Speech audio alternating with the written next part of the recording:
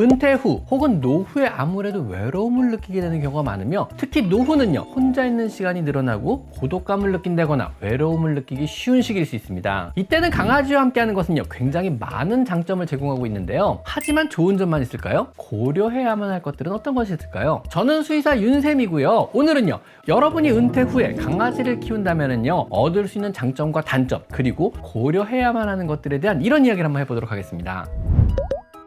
우선 노후에요 강아지를 키운다면 얻을 수 있는 장점은 어떤 것들이 있을까요? 먼저 첫 번째로요, 많은 연구 결과에서요 반려동물과 사는 사람이 그렇지 않은 사람들보다 건강하다는 연구 결과가 나오고 있습니다. 개와 함께 사는 사람 5,700명을 대상으로 한 연구에서도요 개와 함께 사는 사람은 심혈관계 질환의 발병 위험이 더 감소했다고 합니다. 또한 심장의 발작 후 1년 생존율은요 강아지와 함께 사는 사람이 10배 이상 높았다는 이런 연구 결과도 있습니다. 개를 쓰다듬고 개에게 말하는 것만으로도요 혈압과 맥박수가 낮아진다는 연구 결과도 있고요, 스트레스를 받는 상황에서 내 강아지와 함께 있는 것만으로도요 스트레스로 인한 땀의 분비가 줄고 혈압과 맥박이 낮아진다는 이런 연구 결과도 있었습니다. 강아지와 함께 있는 것만으로 혈압이 낮아진다는 사실은요 이미 입증이 된 것입니다.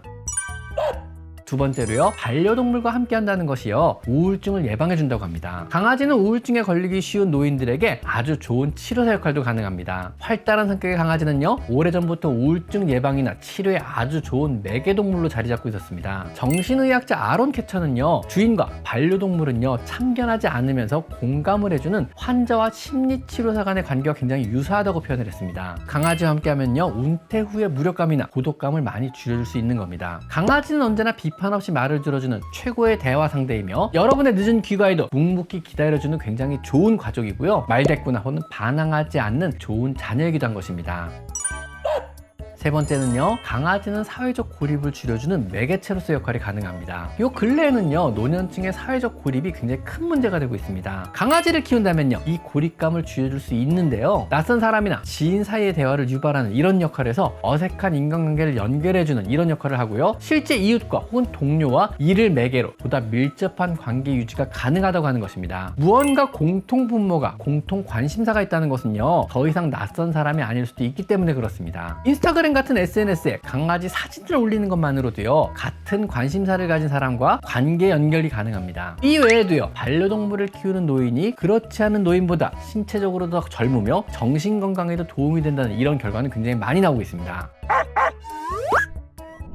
그럼 강아지를 키우는 것은 좋으나 키우기 전에 한 번쯤 생각해 봐야 할 것은 없을까요? 첫 번째는요 경제적인 문제입니다. 강아지나 고양이를 키운다면요 식비나 의료 비용 등으로 생각보다 지출이 많이 생기게 됩니다. 퇴직금이나 연금 등의 일정한 수입으로 감당이 가능한지 먼저 생각을 해 보셔야 합니다. 밥하고 물만 준다고요 강아지를 잘 돌볼 수 있는 것은 절대 아니기 때문에 그렇습니다. 강아지나 고양이를 키우는 데는요 매달 필요 비용은요 최소한 12만 원 정도가 들어가며, 여기에 중성화나 예방접종, 각종 질병에 대한 의료 비용까지 더해진다면요 그 비용은 굉장히 크게 증가할 수도 있습니다.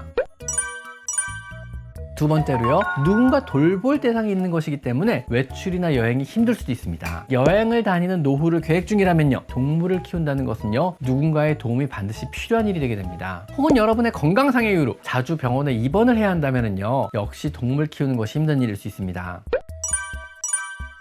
그리고 세 번째는요 여러분의 나이를 고려하셔야 합니다. 저 역시요 더 이상 새로운 동물을 키우지 못하는 이유가요 나보다 혹시라도 오래 살 수도 있기 때문에 그렇습니다. 내가 더 이상 돌봐주지 못할 정도로요 내 건강이 악화될 때를 고려를 해야만 하는 겁니다. 강아지나 고양이는요 별다른 문제가 안 생긴다면요 15년 정도를 살게 됩니다. 어린 새끼 강아지를 들이실 계획이라면요 이 15년간 내가 건강하게 돌볼 수 있다는 확신이 필요한 겁니다. 만약 15년의 시간이 힘들 것 같다면요 나이가 어느 정도 든 강아지 입양을 고려하셔야 합니다. 아니면 나를 이어서 돌봐줄 사람을 미리 구해 놓으셔야죠.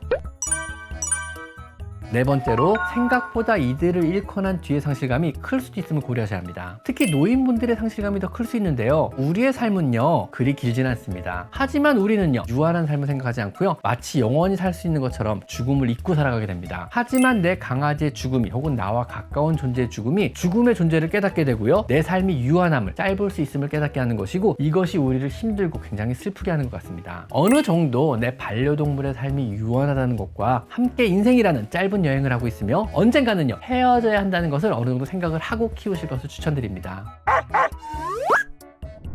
그럼에도 불구하고 여러분이 강아지를 키우시겠다면요 어떤 어떤 준비와 마음으로 키우면 될까요? 첫째로 혹시 모를 큰 지출에 대비해 보험을 들어주셔야 합니다. 두 번째로요, 건강상의 이슈나 혹은 긴 여행에 대비해서 가능하다면은요, 돌봐줄 사람을 미리 구해놓는 것을 추천드립니다. 세 번째는요, 내가 주인이라는 식보다는요, 함께 남은 삶을 살아가는 가족이나 동료라고 생각하시고요, 함께 위로하고 위로받으며 지내는 것이 좋습니다. 네 번째는요, 키우실 강아지의 품종 역시 나의 건강 상태를 고려하여 선택해야 합니다. 장시간의 산책이 힘들다면요, 많은 산책이 필요 없는 시쭈나 퍼그, 불독 같은 운동성이 굉장히 떨어지는 품종을 키우시는 것이 좋고요, 힘이나 근력이 떨어지셨다면요, 덩치가 크고 힘센 아이들도 되도록 안 키우시는 것이 좋습니다. 다섯 번째는요, 나의 행복을 위해 노후를 함께 한다고 생각하시고요, 편하게 노후를 함께 즐기세요. 산책도 하고 책도 함께 읽고 여행도 가능하다면 함께 다니며 든든한 가족이나 친구가 생겼다고 생각하셔도 좋습니다. 항상 집에서 여러분만 기다리는 가족이 생겼다고 생각하시고요, 그냥 편하게 키우시면 됩니다. 오늘은요, 은퇴 후에 노후에 강아지를 키우신다면 어떤 장점이 있고 또 어떤 점을 고려해야 하는지에 대한 그런 이야기를 한번 해봤습니다. 여러분의 편안한 노후를 응원합니다. 오늘 여기까지 강아지 상담소였습니다. 감사합니다.